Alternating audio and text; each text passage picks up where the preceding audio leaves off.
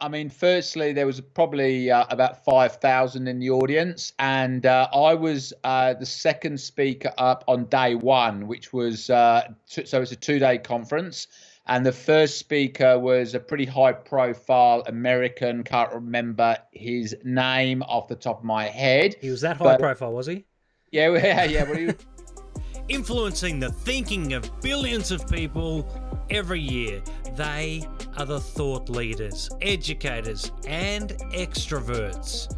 Meet the minds behind the microphones, the experts who share from the stage, encouraging us to think differently, do more, and ultimately strive to succeed. Welcome to the hashtag Keynote Speaker Show. Here's your host, Jonathan Creek. Well, as I said, we've got a very exciting guest today, so please, ladies and gentlemen, make him feel welcome. Steve Carroll, all the way from Brisbane, Australia. How are you, Steve? Yeah, really good. All the way from the UK, really, and wearing my England soccer top today for this broadcast. But yeah, sitting in sunny Brisbane right now. I tell you what, I could almost watch English soccer right now if it was on. I'm almost ready to. I could watch flies race up a wall. I'm suffering withdrawal symptoms from not enough sport.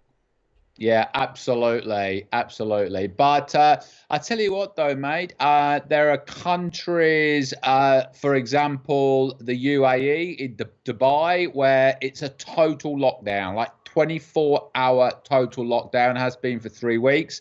And you're only allowed out with a government permit, and the maximum number of permits you can have a week is 2. So we're pretty lucky, really. Wow. So what you're saying is that they're in their homes and they can only go out twice a week. So they can apply for a permit twice a week. So if they're lucky, they'll get granted a permit twice a week, and that's maximum. And outside of that, they are not allowed to leave their house. And that is Dubai. Wow, imagine that, just handling that application process.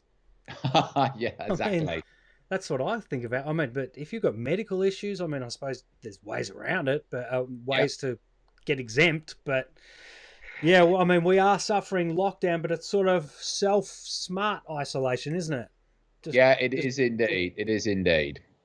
Have you ever experienced anything like this, Steve? No, the closest I got to it, but it was only a very, very short period, was after the London tube bombings back in 2005. I was caught down in London, and they literally closed off the city, and so everybody. It was a real eerie experience, because what you'd normally expect from London, with traffic and noise and buses and taxis, it was just dead. And everybody was hibernating in churches or in hotels, whilst obviously the police and the army were trying to track down who had done the bombings on the tube, on the bus, and whether or not we were going to obviously experience more. So that was probably, and that lasted a day. There was lockdown for a day, and then I managed to get out on the back of a motorbike, which is another story. And but that's probably the closest. Yeah, it is really interesting times. So I mean, as a filmmaker at heart, I've just got this real yearning to get into the city of Melbourne at night and to film it being empty, essentially, no trams, taxis, nothing. But I'm adhering to the rules that are put out there and don't want to put anyone else at risk. So I haven't done it, but I really, really want to, because I think it is one of those unique periods that we're going to remember in the world for a long time. Yeah, indeed. I think you're right. So, Steve, let's skip into your background. As you mentioned earlier, you're from the UK. Oh, sorry. I did have that on Do Not Disturb. Interesting. Sorry about that. I owe you a slab in media world.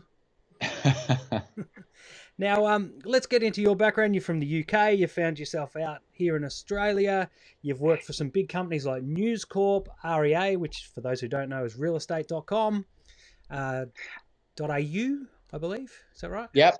With Yep. the AU. Yep. And also doing some great work with an amazing charity, Hands Across the Water. So yeah, you're doing a lot of things, and one of those puts you on stage.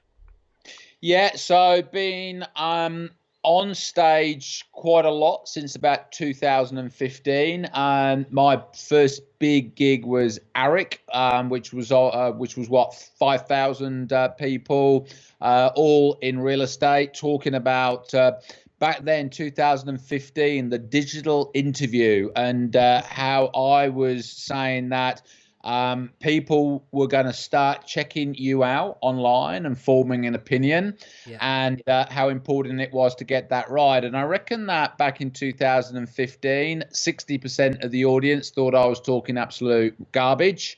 And the other 40%, 20% were probably sitting on a fence, and another 20% of the audience thought we need to get moving. And if you fast forward to 2020, there is absolutely no doubt that your digital presence, your digital footprint is absolutely imperative. And we know that people check you out, whether or not you're whatever you're doing, whatever your industry, people check you out, and they start to form opinions before they even meet you. Yeah, it is definitely one of the attributes of social media, and being cautious of what you're posting when you're younger, I suppose. I think we see it a lot in sporting circles. Yeah. I had a startup business for a while, which was all about cleansing and preparing young draft prospects to AFL football in how to prepare their social media posts, and make sure that they're not going to get tripped up at the last hurdle and miss out on being drafted just because they did something stupid when they were 15 and filmed it on their phones. But yeah, I've also got friends in recruiting who say that absolutely. Yeah, if you apply for this job, what are your social media handles? Yeah, they're looking at them before they even consider you. Yeah, and you know what's really interesting on that is there's a lot of talented people who are going to find themselves out of work as a result of COVID-19, and one of the things that companies and leaders need to understand is these talented people, when they're thinking about whether or not applying for a job with this company or this company, one of the processes that they'll go through, particularly the younger generation, is they'll check you out online. And depending on what they find out about you as a company and as a leader online, that will probably have a big bearing on whether or not they actually send in their resume or not. And bottom line is all companies and leaders need good talent, and you can let yourself down if you don't look as though you're digitally switched on when you're checked out. So you're saying that the street runs both ways. I'm saying the street runs both ways, absolutely. So in the olden days, and you've heard me say this before, but when tech companies like Google and Facebook talk about the olden days, they're talking about 2018. So what I'm saying is back in what's that happening here? Let me just get rid of it. Can you see that on your screen? Nah, it's all good, mate. Okay, so what we're saying is back in 2018 and 17 and so on and so forth, companies would check you out to see whether or not you were suitable to recruit. What's now happening is it works both ways. Really talented people are saying, well, do I want to work with this guy? Well, let me check him out and see if it's the sort of leader I want to work for. So let's talk about that first main speaking gig, because AREC, Australian Real Estate Conference, I believe it's called. Yeah, it's a pretty big one. It's the biggest one in Australia, right?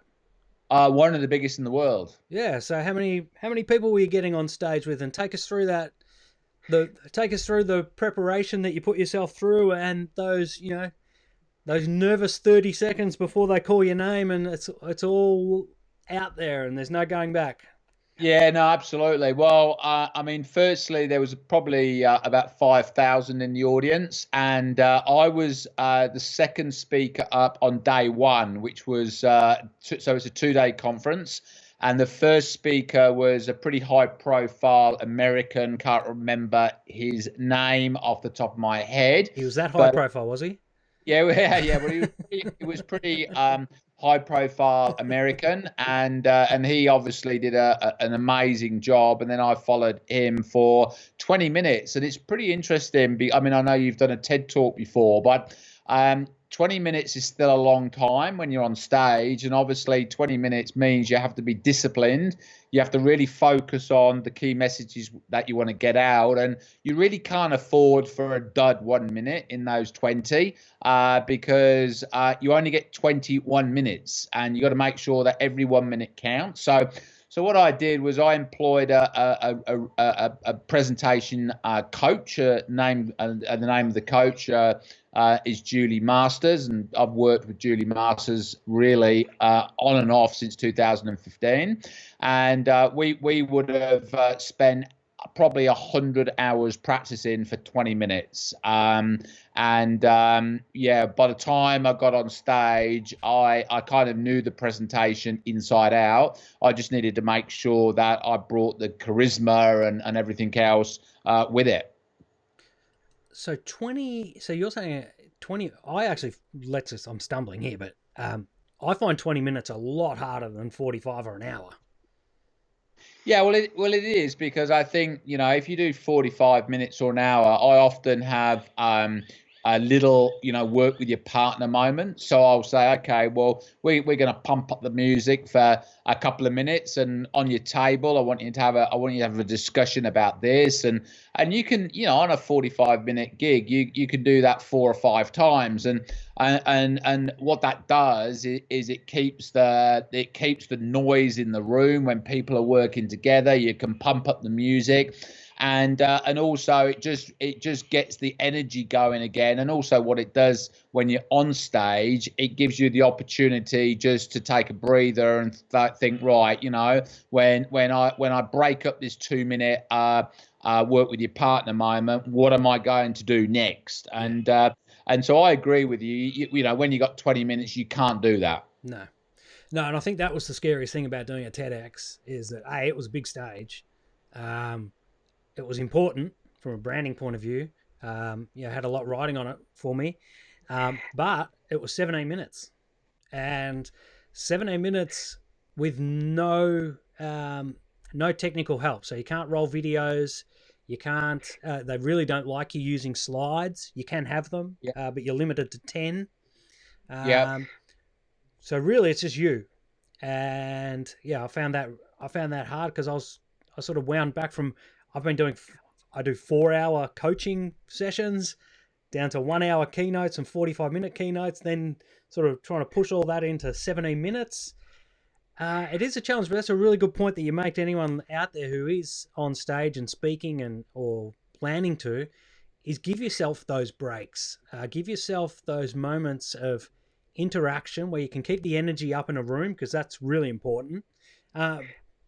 But while that energy's up in the room, they're not focused on you, which allows you to just center yourself, get that vagal nerve reset, and hit the next section and just break it up into segments. Yeah, no, absolutely. And that's why 45 minutes is easier than 17 minutes. Yeah, gold. Now, Steve, it'd be amiss of me if I didn't mention, and I did mention earlier, the charity, but what you actually did on that charity, which is you've just come back in recent history from riding across Thailand, 1,000 kilometres on a bike ride.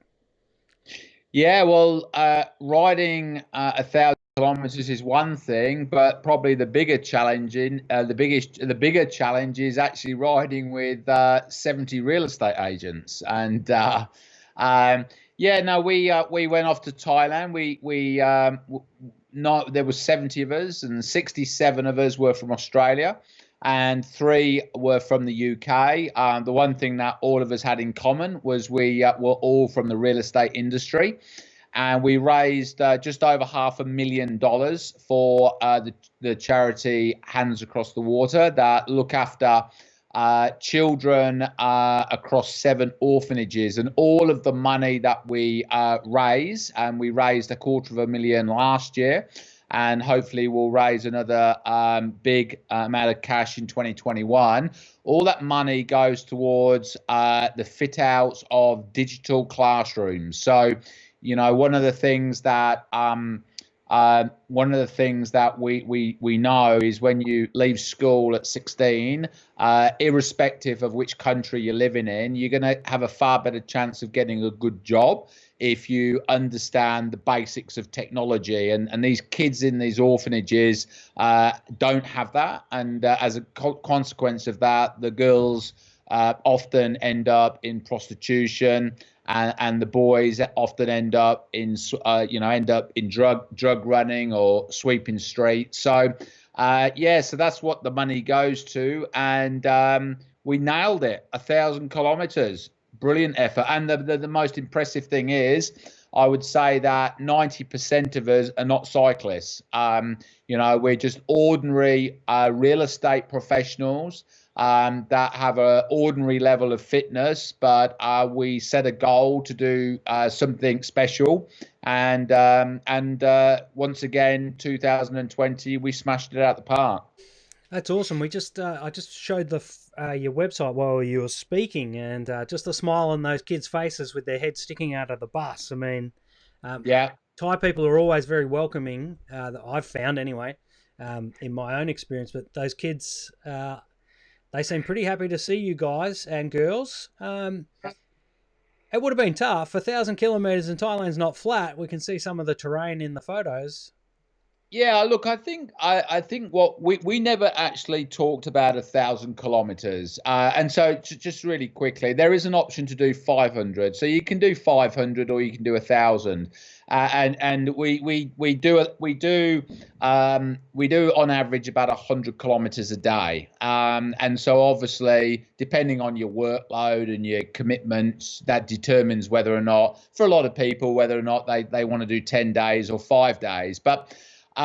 One of the things that we always say is we never ever talk about riding 100 kilometers. What we talk about is riding 20 kilometers 5 times. And when you think about it from a business perspective, it's a really good discipline to get into, because, often if you've got a really big task, if you focus on the task in totality, then it just seems to be an absolute bloody monster. But if you actually break the task into bite-sized chunks, then it's amazing what can be achieved. And so every single morning when we got together and we just had a bit of a team talk about what we were going to do that day and how we were going to do it. Our first goal is the first water stop. That's 20 kilometers away, and then our second goal is another 20 kilometers, and so on and so on. So that's really helped me. With where we are at the moment with COVID-19. And let me give you a really good example. So my daughter, she's only 18, and funnily enough, she did the bike ride last year. Her and I did it together, and that was a great experience, a brilliant experience. Dad and daughter doing a bike ride together, and incredible memories of that. But anyway, she's in isolation at the moment in a hotel in Brisbane by herself. And, I said to her, don't look at it as 14 days of isolation, Annie. You got to look at it as 28 half days. So you've got 14 mornings and you've got 14 afternoons, and touch wood, she doesn't get out until Wednesday, but touch wood, she's getting through it really, really well. And I think that kind of thinking of focusing on bite-sized chunks is getting her through that. So it's a great discipline from the bike ride that I've been able to bring back to business and also with family life. Yeah, and just going back to your previous answer about speaking, you're breaking that down into chunks too. You're just delivering that segment until there's the the activity, then there's the next segment. So do you find when you've worked in these big companies, and REA is one of the biggest out there in Australia, is this how companies like that find success, doing things in sprints and chunks? Yeah, no, absolutely. And I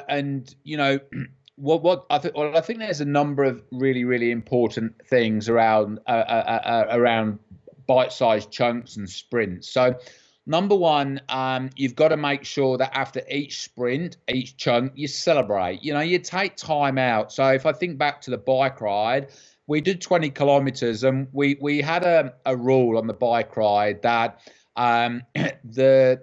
after each leg, we'd have a 20-minute break.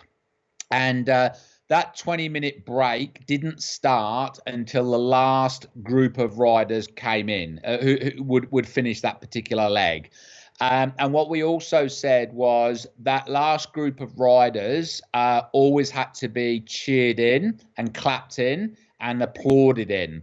And so one of the real big things, again, if I take from the bike ride and bring back to business, is you've got to make sure that after each sprint, you recognize what you've achieved and you high five, and then you reset, and then you go and do the next sprint. So I think that's really important. And then obviously the other thing that's really important is in business, making sure that as you're moving towards a finishing line, you can visibly see you making progress. And so the old traditional whiteboards are absolutely great at that, because you can imagine a big whiteboard and all of these tasks are moving left to right, and obviously left to right means that you're moving forward. So there's nothing wrong with using Trello boards, which are obviously tech boards, which you're familiar with, but sometimes actually having it upon a big whiteboard, and every single morning having a bit of a stand up and say, right, what task did we move to the right yesterday? Let's physically move them. And that, again, when you think about the bike ride, it's all about getting towards that 100 kilometers a day. Yeah, that's really interesting that you say this and you talk about that. I've worked in a couple of startups and had my own back in the in Google times, a long time ago, 2012. And I think startups are way better at doing this than established corporates in terms of having the post-it notes and here's your tasks for the day. And this, once you've taken on that task, you take it off, you do it, and then you put it where it's meant to go once it's finished. And so everyone can see the progress, everyone in the team. So what's more important, a strong team or a strong leader? Well, they go hand in hand, because you can't have a strong team and a bad leader, because the strong team will eventually fall apart, or the strong team will only function at 70% because they get disenchanted and demotivated. So it all starts with a really strong leader. I reckon a strong leader can get more out of an average team than a poor leader will get out of a brilliant team. Yeah, well, that's an interesting concept. Yeah, very, very important. And, one of the interesting things, just digressing slightly, so I've been asked to talk at a conference in a few weeks, again, a virtual conference, on leadership. And I'm going to hang my hat on the word heroes. So according to Google, in 2019, one of the most searched words on their platform was heroes. And when you actually look into this a little bit more, what Google is saying is, in uncertain times, people want to attach themselves and be inspired by heroes. And this was 2019, and this was before COVID-19. So you imagine if in 2019 one of the the most searched words on Google was heroes. Well, imagine what it's going to look like in 2020. It's going to be heroes on steroids. And so I'm going to do this talk. I haven't written it yet, but I'm going to do this talk around, you will have to be more than a leader when we all start going back to the office and normality kicks back in. Your staff are going to be looking for heroes. They're going to be looking for leaders that are heroes, because there's going to be so much worry and uncertainty about job security and about success and obviously making up for lost ground, that I reckon that big corporate companies should look at replacing the word leader with heroes, because that's what the best leaders are going to have to be as we move forward. Yeah, I agree. I think definitely we're looking for something more. Extreme bad times has humans looking for extreme saviors in a way. And I don't know if you saw this up in Brisbane, but when the lockdown started here in Victoria, and we went into it a bit earlier than the rest of the country, the Prime Minister was still suggesting. I think we're still more extreme in our lockdowns than you guys are in Brisbane. But a guy dressed up as Batman. And I'm not talking Adam West 1960s Batman. He dressed up as, recent Batman. And he went and stood in Flinders Street and Kingsway, up on just a bit of street furniture. And he just had his arms crossed with his head down looking at the ground and just stood there all night. And all these people started taking photos of him. And the response, it just, it went viral. It was crazy. And I think that was a bit of, I'm looking after, there was a bit of tomfoolery about it. There was no doubt about it. But there was also this, it's okay, we're looking after, there is someone looking over you.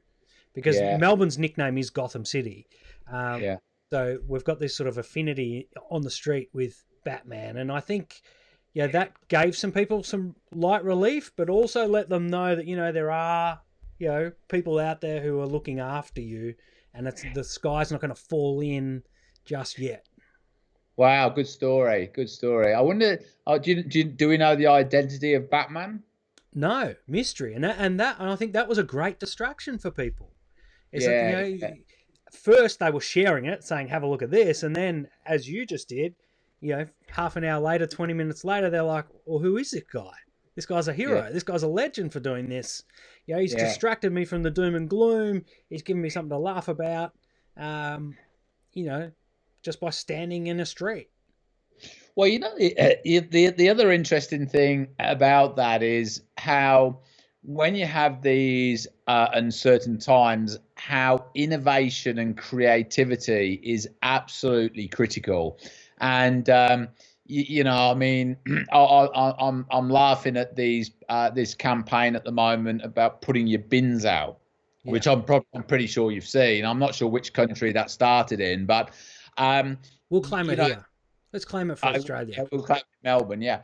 But what's really interesting, and again, when you think about return to work, those companies that are going to get a head start on other companies are those companies that do creative stuff, do innovative stuff. And I was talking to a CEO this morning, and we were having this debate about whether or not, when this is all over, people will go back to the old way of working. Think about that for a second. The old way of working, sitting in traffic jams, getting to work, and spending a lot of time in meetings that are done in dull-looking rooms, etc. And we were debating about whether or not everybody will revert back to how it was, or whether or not Zoom meetings and working from home and all the other things that we've had to do will become the norm. And I reckon a lot of people will actually get rid of the old, and what we're experiencing now will become the new norm. And who knows? But that's my view.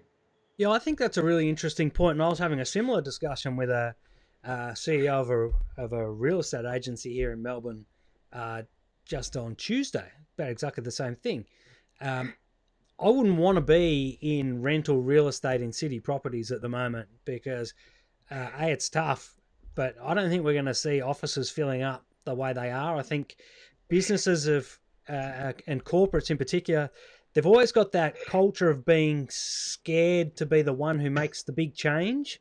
It's okay Yeah, if you start a business and you don't do it traditionally and it works, but if you've got a traditional business like, let's say, a PwC or a BHP or one of those, and all of a sudden you're the CEO that says, you know what, you guys no longer have to come to the office anymore, you can work from home, and then all of a yeah, sudden something happens in the profits slump, you're going to get the yeah, blame. So people don't take the risk. What what yeah, this situation's done with COVID is that it's forced their hand, and what they're realizing is that workers at home are actually probably more productive, they're happier, and they're engaged. I think there's yeah, one downside though. Companies that then go down this path and let people work flexible hours, possibly from home, is that humans still need that contact. They still need that human to human contact. Now, whether this is the silver lining for events companies that are getting smashed at the moment, that events and conferences will become more important because that'll be the weekend when everyone gets together maybe every 2 months or 12 yeah. weeks, and that becomes a more intense relationship thing. I know I've been working from home since 2012, and I went from an open plan 120 people on the same floor, I could see all of them, to then being one person and a dog in a spare bedroom. It has its effect. So Yeah. I think that change will happen. I think you've got a lot of people on Zoom now who were always thought it was probably too hard, and now they're like, oh, this isn't as hard as I thought it was going to be. Yeah, they were scared of change and different, and now they've realised, oh, this actually works. And I mean, I've never seen so many dogs being walked in my neighbourhood in my life, Yeah. and I think people are going to adapt to that and like it. But I think that human connection is still going to be really important for businesses with big amounts of staff, because Yeah. there's going to be some who are going to get lost. Yeah, no, absolutely, definitely. And look, one of the things that I noticed on the bike ride is, there were times when I would cycle, by myself, because obviously when you're in the fourth leg of 20 kilometers, so you're kind of coming up to 77 kilometers and it's 40 degrees. Sometimes you just want to cycle by yourself and enjoy your own company. But I tell you what, when you're riding in a pack of 3 or 4, productivity and speed and teamwork and camaraderie and laughter goes through the roof.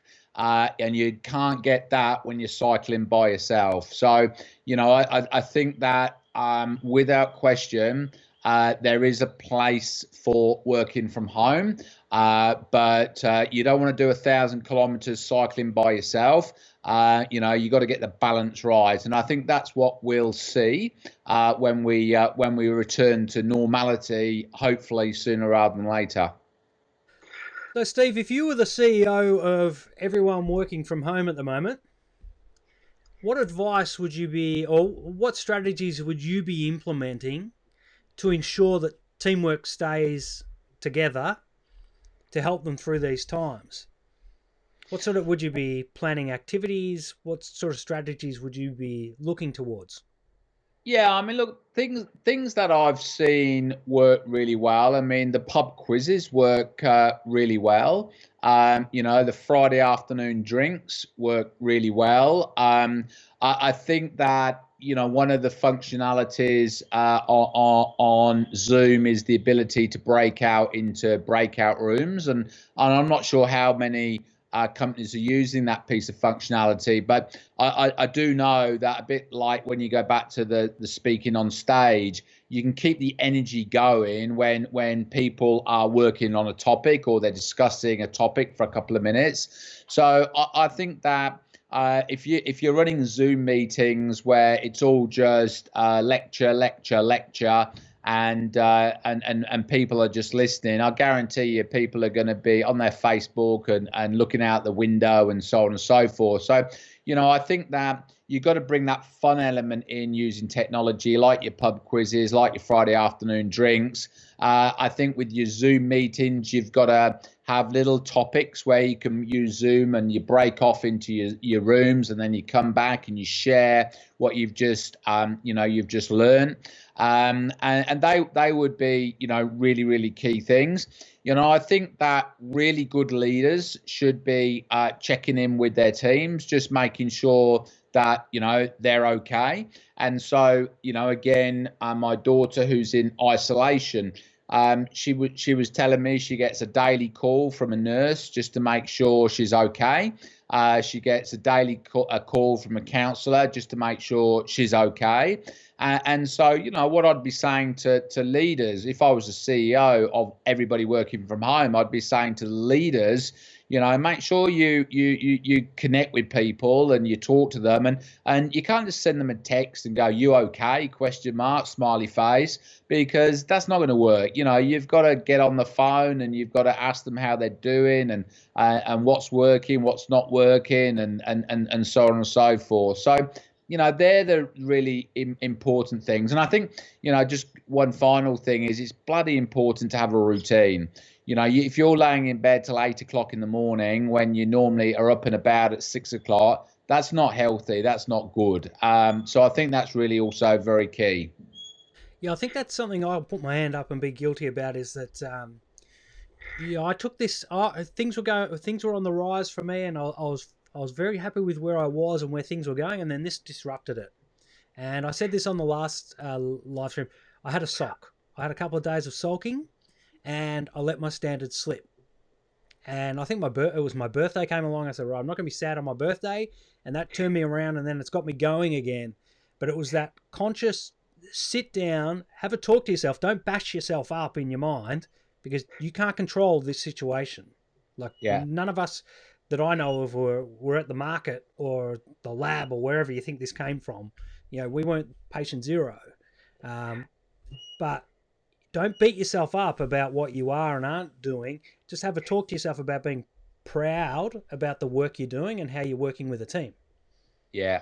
Well, I mean, Peter Baines, who is one of the most inspiring leaders that I've met, and he launched the Hands Across the Water charity. He'll often say, he led the Australian response in Thailand after the tsunami of 2004. Mm-hmm. And, he was met with bodies and destruction everywhere. And, one of the things that he said to the co-workers from Australia was like, we can't change what's happened. Like, we just can't change what's happened. But what we can do is change what happens next. And I think that's a beautiful way of putting it. So we can't change what's happened, and whether or not it's a lab or a market is actually totally irrelevant, because we can't change that. But what we can do is we can change what happens next. And, and I would say to all businesses and all families, just bear that in mind, because, that mindset that you have right now will determine a lot on what happens over the next 6 to 12 months. Yeah, I think that's really, really valuable way to think about it. And it is finally we can't play real sport, but we can exercise our brains and get them in the right spot and use this time to keep working. But, if I was working in the city, I'd be in peak hour for 2 hours every day. Now, I've now got that 2 hours. That 2 hours is mine. My peak hour is when I walk from the kitchen to my studio where I am now. And usually there's maybe one kid and a dog in the way, and that's about it. But you get that 2 hours. And, I was listening to a podcast the other day by two friends that we share, Rick Russian and Peter Kakos, and Voices of Value. And Peter said, when this is all over, when this is all done, will you be proud of what you achieved in this time? Will you look back at it and say, I'm glad I did that? Or will you look back at it and go, jeepers, I didn't really make the most of my time? Good way of putting it. Yeah, I think it's been really valuable. Steve, anything else you'd like to talk about? It's been great having you on the show. You've certainly shared some great advice about teams and how people can get through these tough times. How badly you're looking to get back on stage? Yeah, look, I love being on stage. I love that adrenaline. I love to see people smile and people laugh, and I actually love the challenge of trying to turn around someone in the audience who is clearly determined not to get anything from your session. I enjoy that. So. Yeah, I mean, absolutely. It's one of the funnest, most rewarding things that I do on a business front. And I've actually got this great presentation that, as I said, rolls around heroes, and whether or not I'm talking to leaders or real estate agents. You can adapt this whole hero thing, and I'm gagging to show the videos and show the content. But obviously, the best that I can do at the moment is through a webinar. So yeah, looking forward to that, and looking forward to helping the Hands Across the Water charity, because charities full stop are bleeding at the moment. They are hurting desperately for obvious reasons, and so looking forward to helping Hands Across the Water do as much as we can so we can finish those buildings. We can finish we can continue with the education, the digital education of these kids, and so on and so forth. Yeah, I think what's really interesting is you talk about heroes, and in my house at the moment, I've got my wife she's a prep teacher, so she's teaching a classroom of 5-year-olds from our living room. I've got my daughter who's in year 7, so first year of high school. She's working away in one corner, and then I've got my youngest one who's working off the kitchen bench. And when you identify heroes, the way that my wife has had to adjust her day-to-day, the disruption to her day-to-day life, and how she's had to adopt and adapt. How do you teach a kid handwriting over the internet? It's all right to sit there and read them stories and go through spelling and all that sort of stuff, but how do you correct pencil grips and teach them how to write letters? I mean, she is absolutely, it's like she's back studying year 12 exams again. She hasn't stopped for 3 or 4 weeks. So I'm going to tip my hat and say she's my hero of the week. But I also want to raise the way that the UK has responded to this situation with their applauding of the NHS workers, and really, really doing a great job at recognising those frontline workers, unlike any other country in the world. I haven't seen anyone do it. Not here, not in the US, not anywhere. Tell us about this UK thing that they do. I think, what is it, 8 p.m. every night? Yeah, I'm not sure if they do it every night, but certainly if you Google it, you'll get some great footage, and it's pretty incredible when you see people of all ages, all sizes, all races come to the front door and they just applaud. And I'm not sure if they do it every night, but we're talking about a country that is still running at a death rate of about 600 every single 24 hours, and the UK will lose in an hour or in an hour or two what Australia in total has lost for the whole duration, and that is an incredible number of people, and you can imagine the stress on doctors and nurses right now. I mean, quite incredible. Yeah, particularly when they're seeing what this disease is doing to people, and then they're putting themselves right in front of it. Yeah, no, exactly.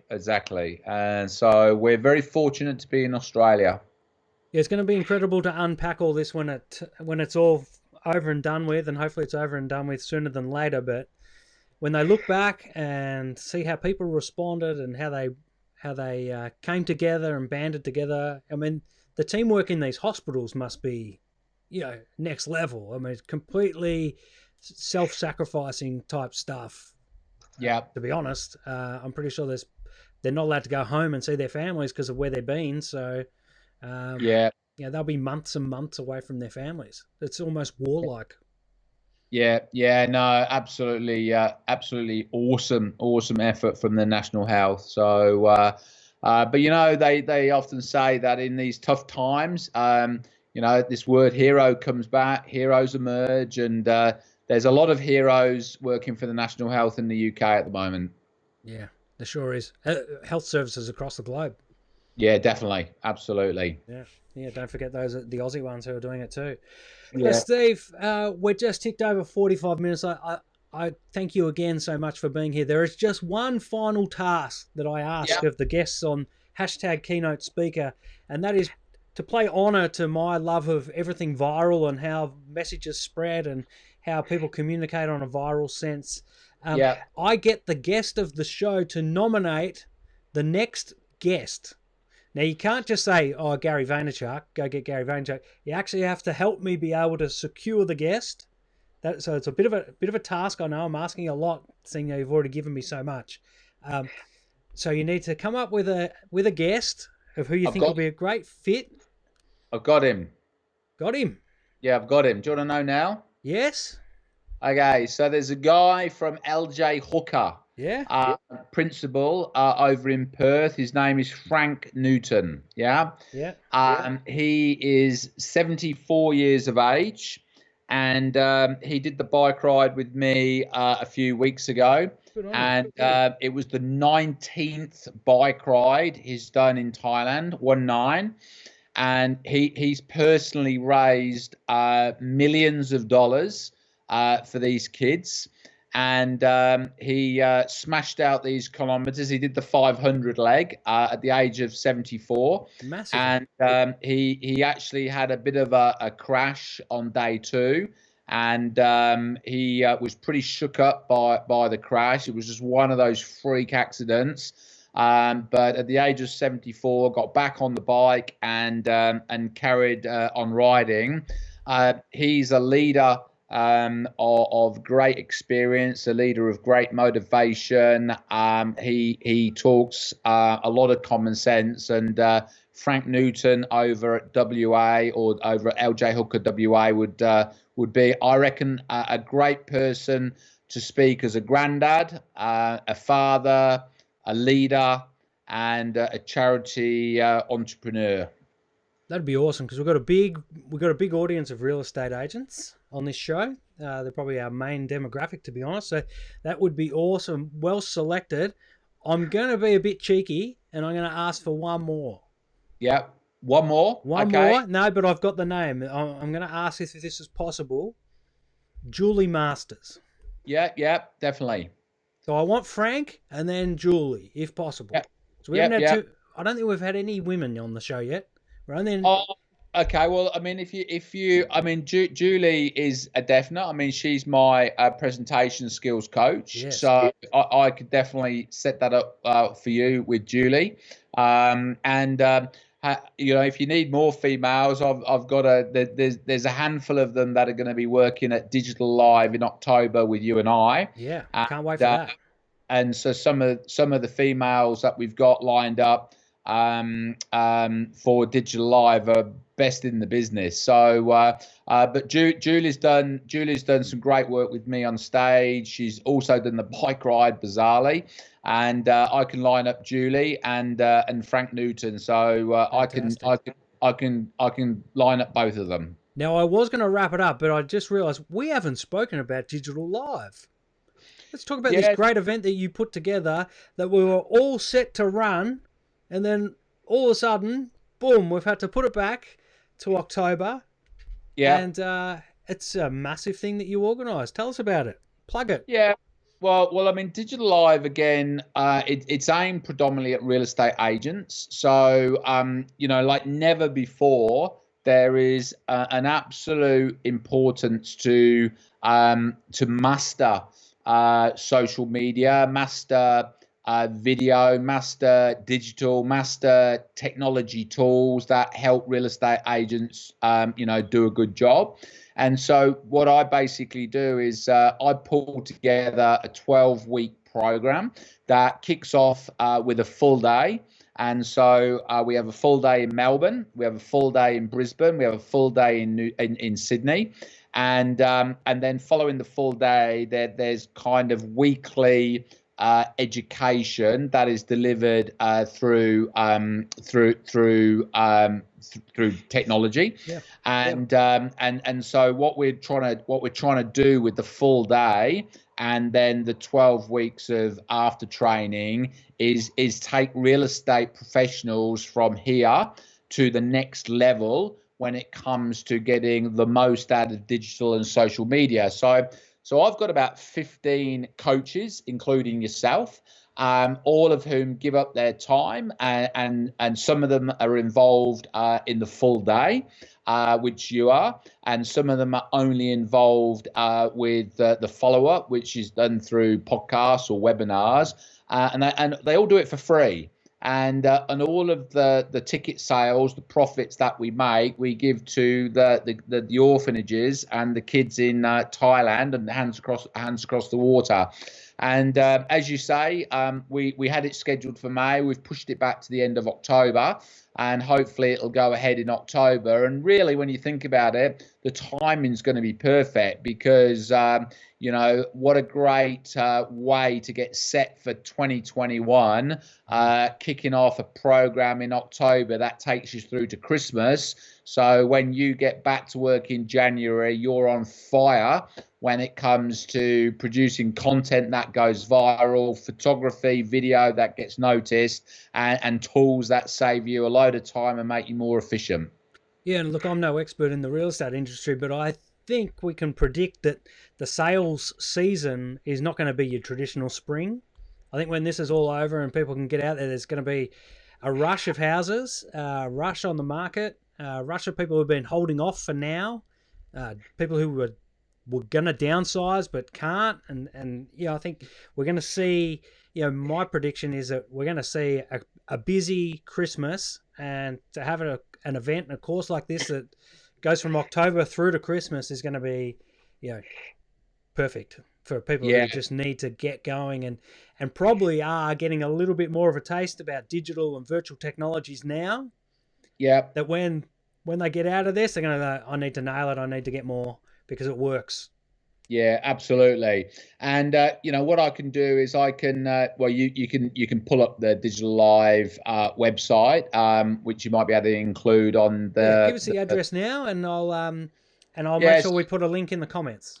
Yeah, so www.digital-live. So don't forget the hyphen, digital-live.com.au. All right, let's have a look. Let's see if I can type this up right here. Only for the plug, Steve, and then we'll digital. Here, hold on. Don't want to get up the wrong one, do I? Digital-live.com. Au. This is real life. This is how live internet streams go. Doesn't have to be a TV broadcast, does it? Doesn't have to be a TV broadcast. Here it is, folks. Let's have a look. Look at that. Flying around. What a great video. And if you scroll all the way down, you'll get your head and shoulders, mate. Oh, where am I? Hold on. Keep going down. Keep going down. You got the line of coaches. Oh, here we go. There you are. Oh, there I am. In the middle. Yeah.